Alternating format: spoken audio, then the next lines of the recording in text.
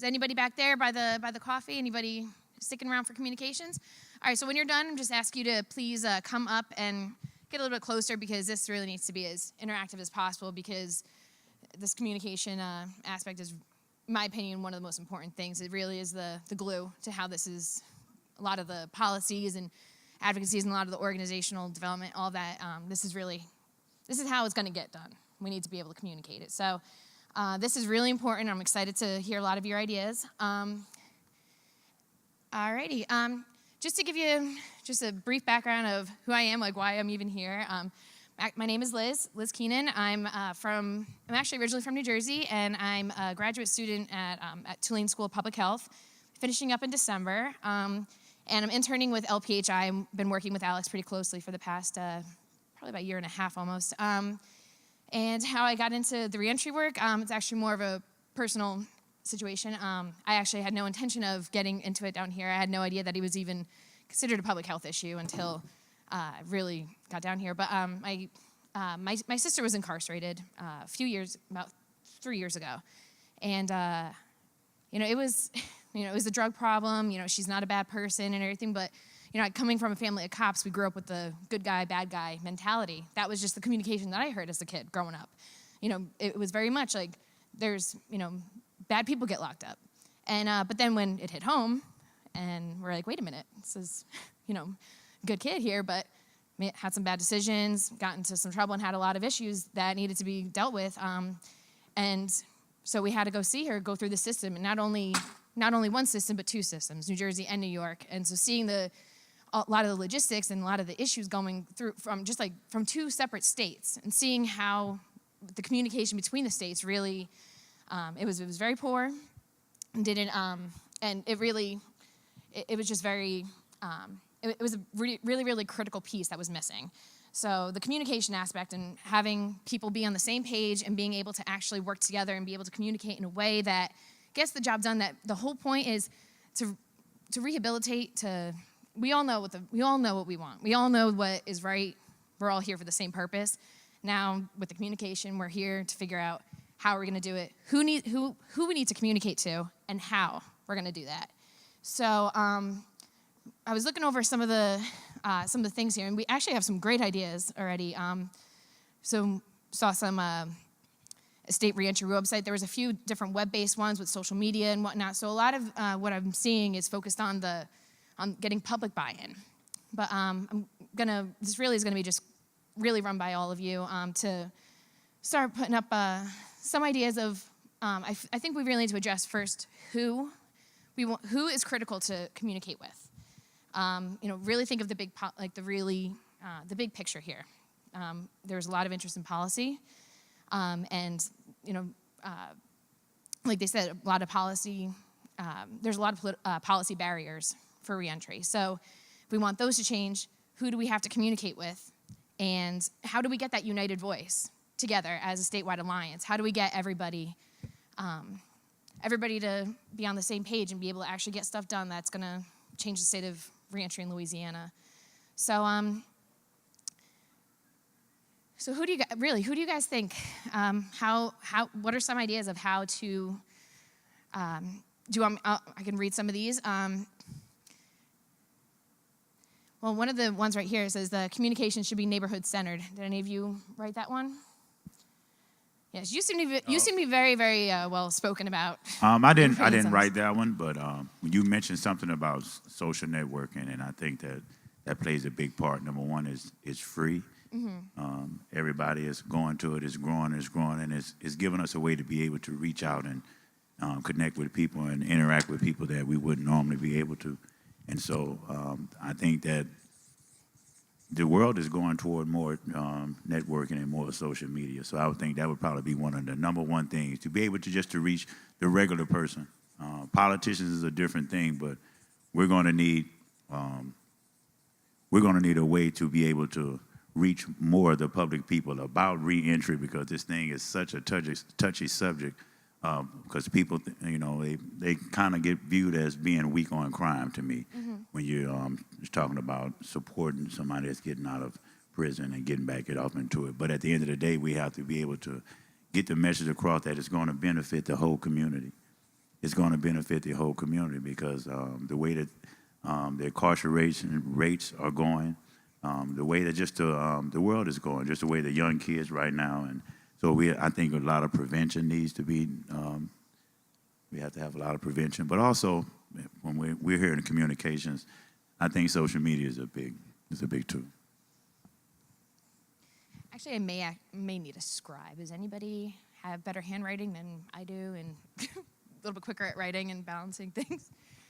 I think Thank you, Carlita. the media in general, we have not utilized them like we could have. I know I'm from West Baton Rouge. I know y'all see stuff about West Baton Rouge in the media all the time. The ironic thing is they love to blast every negative thing, but they don't want to see the 10 positive things that we've just done. That, the same day we had a negative report in the news, somebody the night before had actually saved somebody's life in a very desperate situation. I think we have not expected the media to report all these positive things that we're doing. And we are doing very positive things on a local level and state level. I think that we need to utilize them and inundate them with all the positive things that we're doing. Kind of like how we were saying yesterday, the squeaky wheel gets the grease. Exactly. When we start demanding that they publicize all these things, the public thinks negatively because it's all they hear.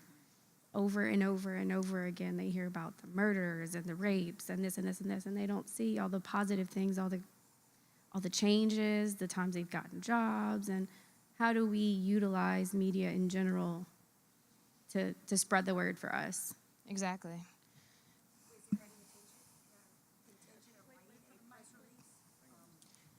Actually, Is there any intention of having written a press release for this event? I mean, did you already intend on doing that? Because if not, we definitely need to put a press release out for this event even. On station WAFB, is that it? There was a segment, and they did announce the conference, and there was information about the conference that was put on the screen for everyone.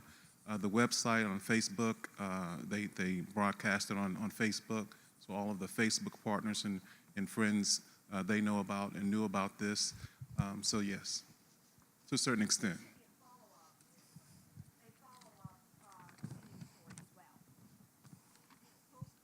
Yeah, we need to make sure that we constantly put out press releases, and I have a history of writing them. I have no problem helping out with that sort of thing, and it's something that you have to consistently put out there. And if you're not constantly putting out your message, every time there's a meeting, every time that we get together, then we're just not following through with what we really are looking to accomplish. mm-hmm.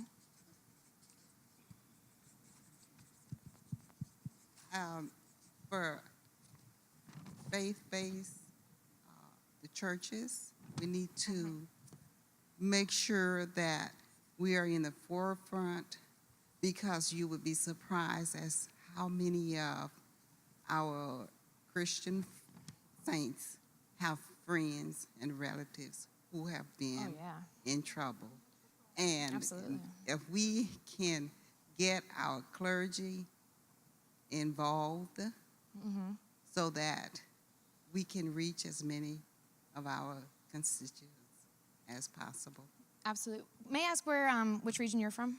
I'm with Community Service Center. We are celebrating our 50th year of servicing the returning citizens to our community. Congratulations. We are in New Orleans, 4000 Magazine Street. Oh, okay. Oh, okay. I don't know if, actually, I'm glad you said that, because I know that there's been some discussion in the New Orleans area to have an interfaith alliance. I believe Reverend Pat Keene was interested in really getting that going. He was me talking to Reverend Barnwell, and I'm not sure the state of that right now, but that is, when the city actually released its press release for the reentry program, that was one thing that Reverend Barnwell, he came up and he grabbed the mic and he's like, we need to get the churches involved. The churches have, and so there was talk about a reentry Sunday and something, and other. So there's good chatter about it, but that's something that I think you're absolutely right, that needs to happen, because that is such a huge thing, and it hits the moral part too. It's very, very powerful here. It's really important.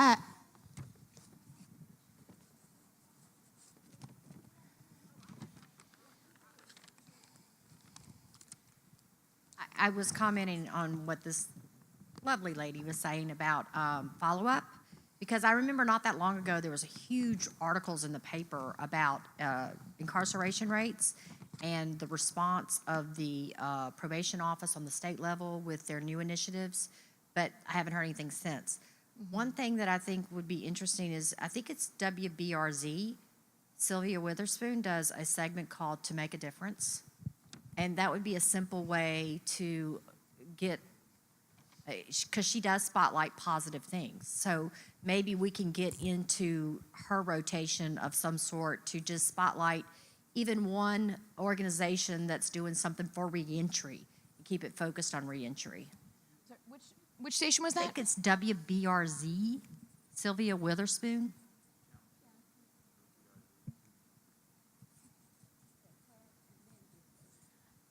And that's statewide? Okay.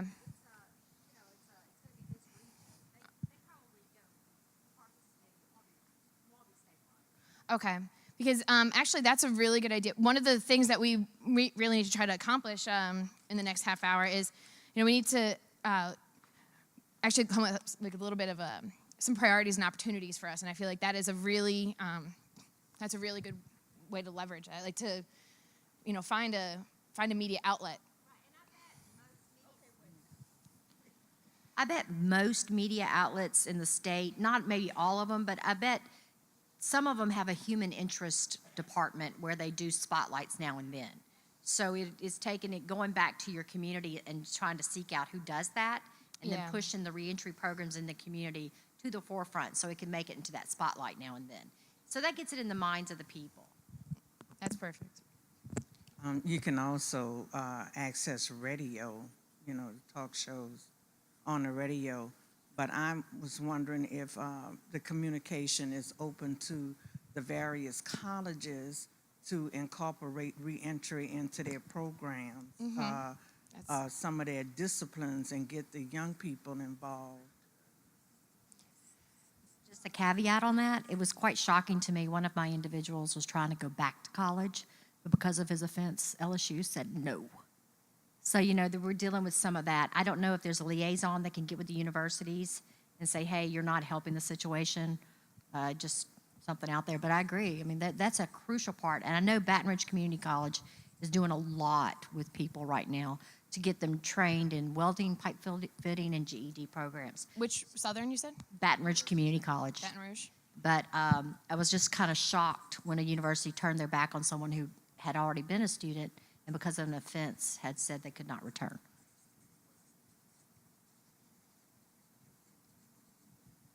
I have a couple of things. We used to have reentry radio in the state. Yeah, what Is happened? Candy here? You're here. No, you're not Candy, but do we still have that? Even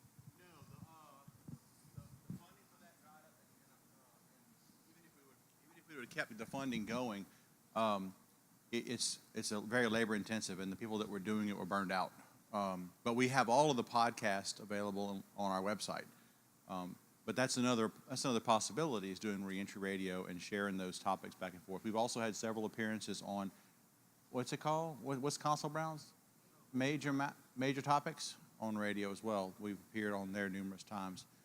I've appeared on LPB, so there's chances and opportunities for us to do that, and I'm more than willing to help out however I can. But reentry radio is actually recognized internationally at the North American. What was it, Monica? The probation parole APPA. What's that? American? No, APPA, the big one. American Probation Parole Association recognized it as a best practice, and that organization is not just U.S. That's like all the Americas, North and South. And while we're talking about radio stations, Mr. Piper does 96.9 on Saturdays, so we might be able to get him to make mention of some reentry information. Yeah, reentry radio was awesome. Pearl and I went down a few times, and they did a show. I think one of the things we have to remember is to build relationships, because I know in Monroe, I have a relationship because I was in media. I was in the radio business before I went into the ministry.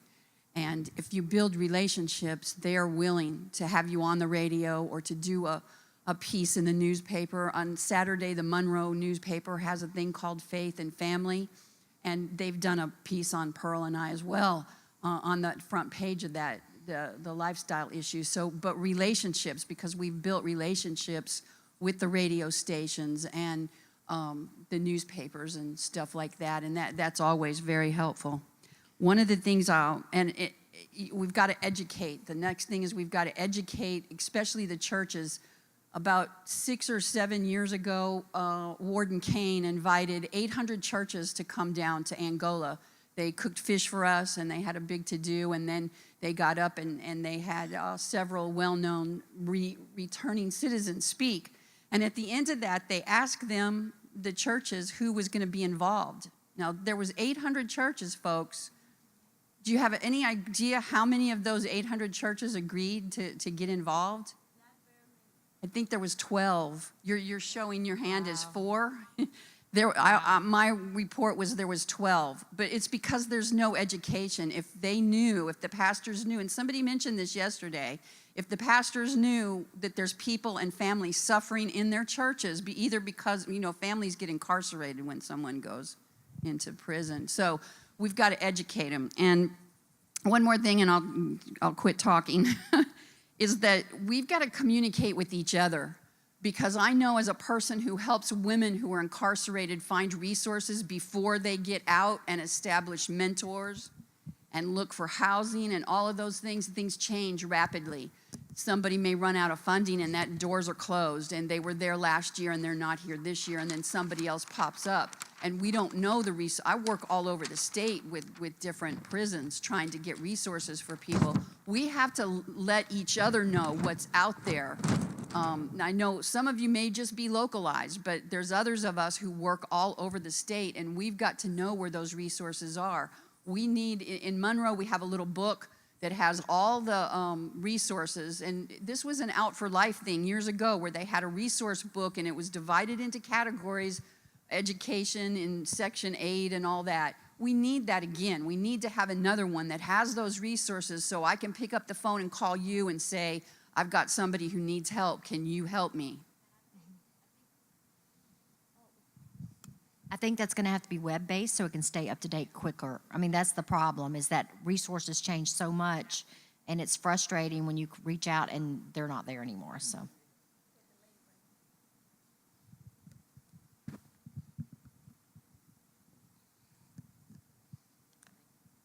Good morning. So 3 things. I have a really loud voice. Microphone helps.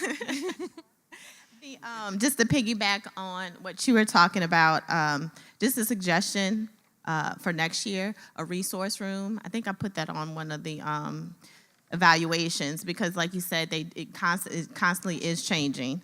And I felt like, wow, I could have brought a lot of stuff and shared with everyone, and I'm sure everyone else feels the same way. My other point or suggestion is I don't think agencies do enough of telling their stories with their clients, the returning citizens, and them giving their testimonies. Word of mouth is like the #1 thing. I'm from the Urban League of Greater New Orleans, and a lot of times, a lot of people don't fit for our program based on Department of Labor guidelines for that particular grant. So we do work a lot with Goodwill. Because they have a little bit more leniency or whatever. And so we can make referrals. And not putting them on for show, but really to tell them real life experience of how these are the steps. It took me like a couple of months to do this step or get here, or it's not gonna happen overnight, whatever the case may be. So I think it means a lot when it comes from the returning citizen. And then the second thing is communication amongst the case managers. In New Orleans, NOLA for Life is the mayor's big push. And so there's all kind of subcommittees. And at first I was kind of like, oh, here we go again. This is someone's agenda. But because we are servicing a lot of the same clients, it's very helpful when we come to the roundtables, to do the case conferencing, and to find out, oh, well, I've been looking for this person. Well, he's coming here for this service, or she's coming there, or, you know what, we ran out of money and I can't get him uniforms, but I can supply bus tokens or whatever. So I think the case managers and a lot of the agencies in New Orleans are doing a good job, and I think that's one good thing that NOLA for Life has done, brought a lot of the agencies together, so we could talk about our clients. How do you think that could be adapted on more of like from like a regional level? Like kind of how sharing resources, kind of how you talk about the clients, like who's got what, how do you, can you think of a way that could be adapted?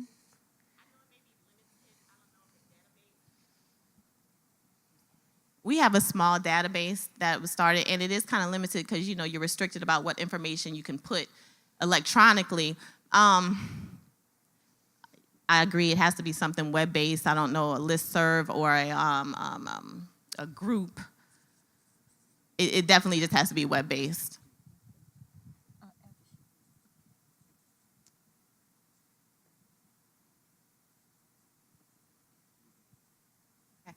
I'm a real newbie, so I may ask a totally ignorant question. I know there was a web page for this conference itself, but does the Alliance have a basic web page with all the information about our group, or is that what we're doing? I actually don't have that answer. Somebody else. Now, we do have, of course, the conference web page, but I have our website that you can go to, and that is www.caparc.org. That will have a lot of the information that you're looking for as resources and other things. That's caparc.org, and it should be in your magazine. I forget what page, but it's in there. I think Okay. it's page 11. And I would also tell you that from the Department of Corrections standpoint, the Reentry Advisory Council has its own website. Right now, all we have on there is minutes of the meetings that they've held, when their next meetings are scheduled. We have links to it from our website at doc.la.gov. We also have a resource section on there where we have our resource database that's internal to our department, replicated for the public to see and search it. So we already have an internal database from that standpoint. We've also met with the vendors for the HMIS system, which is the Homeless Management Information Systems, that is been put in place for all of the the housing organizations. It's COCs. I can't think of what they call it, but basically they all have that, and anybody can be a licensed vendor or a licensed user of it. And it not only allows you to know who's getting what services where, but also some case information about the person, because that can be shared between people who are licensed users, and it's confidential. So they already have some of the solutions you're talking about in place, and our ability to modify the Reentry Advisory Council website is going to largely be what comes out of these meetings today of how we want to make that look. And I wanted to pass it over to you. Yes, one comment on the young lady in reference to them going to a university. They can go to universities. I haven't heard of anyone that couldn't, and I have some clients that have some special conditions, and they're allowed to register and get Pell Grants to go. And there was one other thing I forgot. Okay, I can go now. Rhett just made reference to the RACS website. George, who's been serving us as a volunteer so exceptionally well, brought something to my attention. James, you mentioned CAPARC's website, CAPARC's Coalition's website. From this conference, we were trying to build structure of what the statewide reentry alliance looks like. Rhett, I missed your last statement that you mentioned, but did I understand you to say that perhaps RAC's website can be that central portal of information that we can utilize and disseminate throughout the state, so there can be true internal and external sharing of information. Yeah, that's our intention, and even if the amount of web space that's available on the RAC's website, because that's provided for all boards and commissions, and so it's a limited amount of space, we can provide links back to our site to give it as much additional content as we need, redirecting it to our website to take care of that. So we have a commitment within the Department of Corrections to make sure that whatever web services y'all need, within reason, of course. I mean, we're not going to create our own software system to support everything, but we can, as far as linking other organizations like CAPARC and so forth, and sharing best practices and so forth, we can do all of that. We are in the process right now of revising our own internal departmental website, so this will be a very timely feedback for us to know what we need to do. And one way of doing that could be, again, as you just said, you cannot provide for everything, but as we're looking from standpoint of 9 regions with 9 regional coalitions, maybe on the RAC website we can have members' password that can access that through there. You see what I'm saying? Versus, in addition to the link to the respective, but your member coalitions themselves can log on for that information. There's technicalities in doing that, but something to consider that. Why would we want to make it restricted? No, not restricted. But I'm saying is you're putting the information there, but for development purposes, if there's stuff whereby the members would be able to access, then in that regard, so that you're not looking to become all things to everybody. So they could access to update? However way, right. One of the things that I like to bring to our attention is that there are many organizations already out there doing what we're wanting to do. And one of those organizations is, of course, Ohio Reentry. And if you go to Google Ohio Reentry, you'll see an example of what we are going to look like as a result of the things you're talking about. On that website, every coalition in the state is connected to that one website.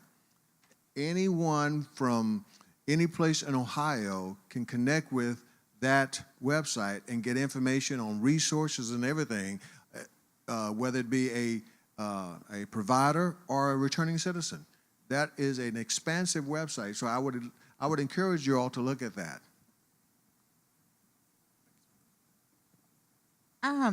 Regarding the public awareness, and I really agree with whoever talked about the human interest stories. I know in my community we have a government channel. I never dreamed that people listened to the government channel, but right before I retired, I did a program on estate planning, and I'd be in the grocery store and people would say, "Oh, weren't you the lady that did that?" And so our government channels provide more than like 3 minutes. They'll provide a whole human interest story, and that human interest story would be free television that we could attach to the website, a link so somebody else could hear that story.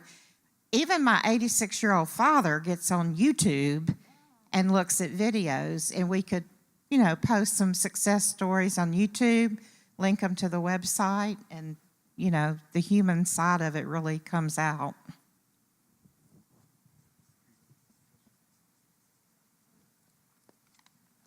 Kind of going back to the resources, I know I had talked to James about this. I'm from Lafourche Parish originally, and Lafourche Parish is not really that big, but we do have Nichols State there. Nichols State has they're started with a grant to create a resource center. And one of the things that came out of that resource center was they started putting out a manual of all the resources that were in the area. And they published the manual, and providers in the area would actually purchase the manual. And I think it was like maybe $15 when it first started, and then it got up to 30. But the manual was like, they included Terrebonne, and then they included St. Mary, and then they expanded it out to New Orleans and Baton Rouge. They contact every resource every year to make sure that they're still there. What services are you providing now? Who's eligible? They put all that information, and it's so helpful. As we talk about sustainable efforts, I know as a provider now, I would definitely want to support that, and I would probably pay a good amount of money to continue to have access to those resources. Yeah, we don't want to, disconnect individuals from not being able to access the information, but is there a way that we as providers can encourage someone to do that work every year to, compile it all together for us. I think that's a great way to make it sustainable. I also, I did notice on the DOC website they have like by the different regions they started. I don't think it's fully fleshed out, but I mean that's a web-based version of it. So like, is this kind of like a They have like a basic outline of resources on their website through Nickel State, so people can access what's available, but in more detail and like in a published form, they put it in the book, and they have had no trouble in both getting the grant renewed for many. I don't know if they're still operating off the grant, but for many, many, many years afterwards, because they were doing such an excellent job, they got refunded that way, and then continued efforts with the community purchasing those books. It has really helped them, and like I said, now it's almost a book, rather than just like a little manual. Just to say, we have about like 8 minutes left right now, and just before we finish up, I did want to make sure that we did touch upon that we did at least come up with stuff for us to focus on for over the next 12 months. And just from listening to how this conversation has been going, I'm hearing a lot about getting in touch with the press and really making sure, like, utilizing right now, because we don't have the financial resources right now, but utilizing the free outlets. That just seems to be a theme to me that's been coming out is getting the press involved. I have a few things written down, but which ones do you think, like the government channel? I heard the social media and whatnot. But we do have I saw that the Reentry Alliance also has a Facebook website, so that is already kind of being updated. But what are some new ones that you think are really feasible in the next 12 months? Because somebody has to compile the stories and things like that. Can I make my comment really quick? Absolutely. Because you mentioned it, I wanted to follow up. Absolutely. Every single district office in probation and parole has a community resource directory, and that directory is supposed to upload to the DOC website. Okay. But if the local district office does not know about your program, you're not in our database. You've got to get in touch with the community resource coordinator from your local district office, get with us to get into our database. So that way our agents can see what resources are out there for the people that we serve. But if we don't know about you, then you're not in our database. And I really, really stress, get in touch with the community resource coordinators, because once we put it into the local database, it goes into the statewide website. Thanks to Rick Covington. So that actually sounds like it would be feasible. Like, is that something that how do you guys feel about adding that to kind of our short-term list? Like, getting more of a comprehensive. I also think some type of regional newsletter would be really, really good. We could all link up with emails, and we can compile our resources, and we can share our resources together.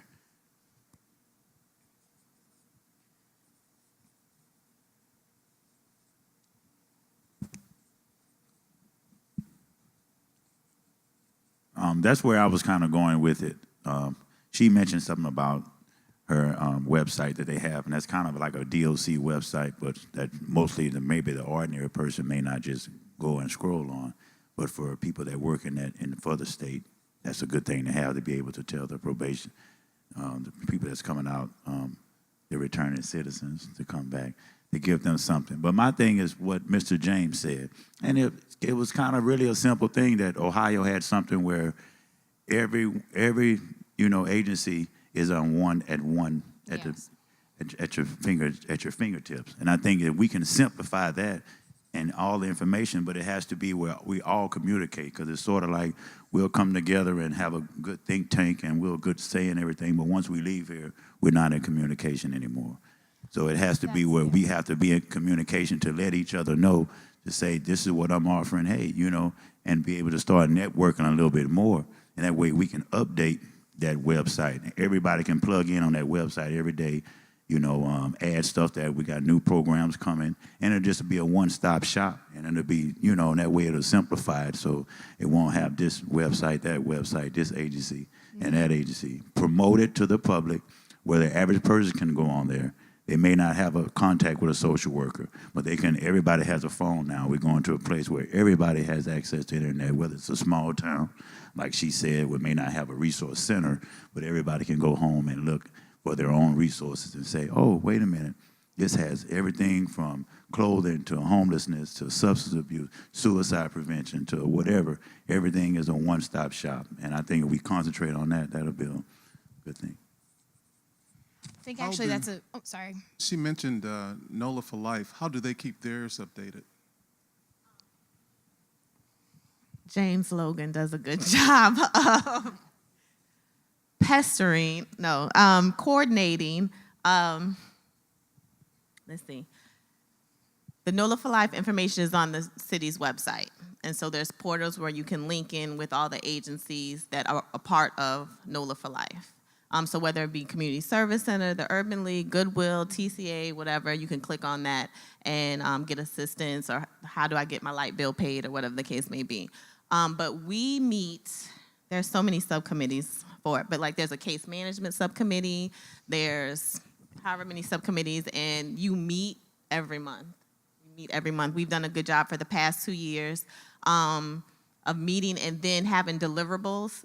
I don't know about anyone else, but James holds us accountable for our deliverables. This notebook here is just NOLA for Life, and I have something due next week. But 2 years ago, when I was at Goodwill, I started with the reentry program, and our goal was to get a resource book of everyone in the city, of all the agencies, and that came to fruition in January of this past year. I don't know if people saw it. It would have been something good to bring. And then our next goal is, we were just talking about this yesterday, we wanted to have, we said, we've learned from returning citizens that the first 24 to 72 hours is very critical in the transition. So we are still working on, our goal was to have a one-stop shop in the city. We were thinking Goodwill, because it's at a centrally located area where they know on every Tuesday of the first month or whatever, you could come here and there are going to be social workers, there's going to be TCA, there's going to be Unity for the homeless, there's going to be all these agencies there. So that's our next deliverable that we're kind of working on. I don't know how long it's going to be, but it just, again, I was not very open to the whole NOLA for Life thing. I felt like, hey, here's another political agenda, which I'm sure it is, but just coming from a case manager's standpoint, the it wasn't hard for me to buy into it. Now they've started some speaker series where they are showcasing returning citizens that, you know, are telling their story. There's someone, well, he's not a returning citizen, but there's someone he hires, ex-offenders, returning citizens. So as just from a business standpoint, a business owner standpoint, a small business owner standpoint, given his testimony and his employers and all that, and that's going to be Monday at a local library. So they have, NOLA for Life has, you know, really gotten out there and put it just in the forefront, and really just made an effort. And I think a lot of agencies have bought into it. That's great. And the thing is, like, that's really important for the rest of the state to kind of look at that, you know, see, like, because a lot of the stuff is pretty innovative, you know, with a lot of the stories and things like that and how you're reaching out. So it's like the point is for us to figure out, how do we share that knowledge that you guys have learned from, like, through the NOLA for Life, through the communications aspect of that. How do we help other regions share that success, and then also, you know, really combining forces to make that a widespread. Yes. Oh, 5 minutes? Okay. We are going to need a spokesperson for, I'm not going to be the spokesperson because I'm just kind of just getting the juices flowing. But all of you are the experts on this, and really are the ones who are owning it. So, I mean, any volunteers at the moment? I think you kind of volunteered yourself earlier, like Brett said. I mean, like Corey said. One more thing of course. that I want to say is that we need to communicate with returning citizens. They need to know that we're there, and they need to know that there's resources and that there's people willing to help them. We have, in our area, I started Returning Citizen Support Group. We have an informational speaker that comes from all the providers, whether it's mental health, whether it's spiritual counseling, whatever. Parole and probation is always there, and we have tables laid out with resources from the Northeast District, where they can get anything you can imagine, from food and clothing to counseling. They know we're there. The parole board, the parole office passes flyers out to everybody. They're out there, so that we've got to let them know that there's help for them, so they don't think that they're out there by themselves. Yeah, I combined actually what you were saying with that critical period, especially because that's where it's really important, and there's that knowledge gap. There's a big, excuse me? That's amazing. That's awesome. It's just how do we, I just put that for more of our longer term because that's more of a general. If everyone's not aware, all the institutions have resource fairs, and so they invite, is everybody aware of the resource fairs? Is that state or? At all the state facilities. Okay. So all the state facilities have resource fairs organized by the transition specialist. So that's who you would want to contact at each institution. But you'd want to get with them to register for their resource fair. So you'd be able to have a table at their fair, and the returning citizens who attend are those that are going to be releasing within a year. So that you've got a, lack of a better word, captive audience. Yeah. But that's who you want to communicate with. So that's a way for everybody to reach out to the returning citizens, is through the resource fairs. I'm going to throw resource fair expansion because that's just for the state ones. I think it's really important because a lot of the returning citizens are coming from the local jails that don't have that resource fair. And they're the ones who really, we have a lot of people who really need that there. So, because then that's a great resource already, I'm going to put resource fair expansion for one of our, underneath the communicate with the returning citizens themselves. Does that sound like it fits? Okay. So of these that you're seeing right now with the short-term goals right now, from just what I'm gathering, with the press, it really leverages the social media. I really think we could get a government channel spot and something within the next 12 months. Do you guys think that's feasible? I mean, I'm not sure exactly how, but I feel like with the people in the room, and especially when we bring everybody back in, that's something that seems short-term feasible for us to do before the next conference. And organizing the newsletter and the radio, since we actually have some radio personalities right here in our presence, I think that's pretty short-term. And with the community resource managers, like, getting them to really expand, like, and, really flesh out more of these resource guides, I think that's pretty feasible pretty soon. And I think one thing that did you guys notice this? The web-based communication and resource sharing, Ohio kept coming up as a good example, and Rhett has explained that we have a little bit of flexibility here to work with the website and to try to find a way to utilize it to do this, to do the resource sharing and the communication. So we don't know actually the details, obviously, but do we feel that would be a reasonable short-term goal, meaning like within the next year to at least start getting that going? Is that reasonable? And then what else do we think within the next 12 months? I mean, it's kind of a lot actually already for 12 months. But is there anything else that you guys think for short term?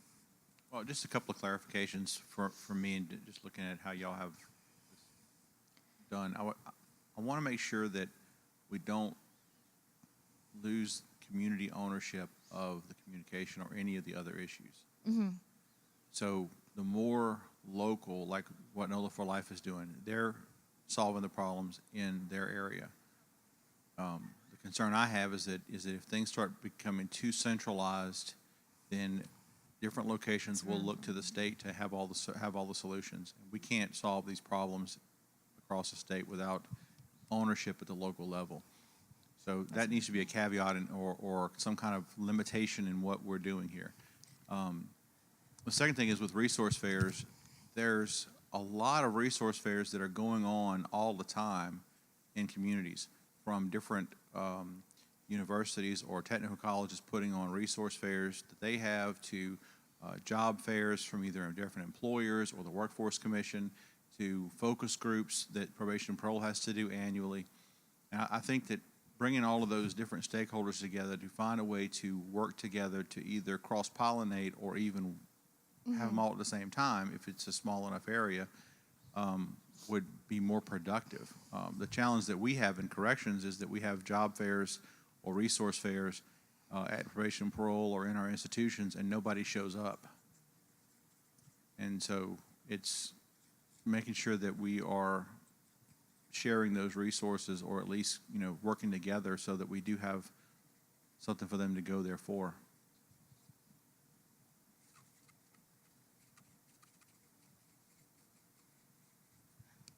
I mean, that's the whole point of us being here, to figure out how to actually do that.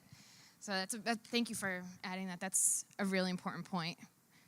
I added your comment about the community ownership as a caveat of the web-based communication portal, the resource sharing, to, since it is nice to have the one-stop shop, but it's like how to actually make sure that's a really, really important point, to make sure that it doesn't become too centralized. One-stop shop doesn't work across the state. Okay, that's yeah. So how does anybody know? I haven't really looked too much at the Ohio thing. Like, how do they, since that keeps coming up as an example, of like, how do they make that still? Do you think it's too centralized, or like how? James has reviewed it, and when he gets back in, he'll share that with us. I think we actually have to. I got the call to wrap it up. Any last minute things for our spokesperson? To any last little additions, thoughts for him to be inspired by? Thank you, Liz. You did a great job. I think you guys did. Thank you so much.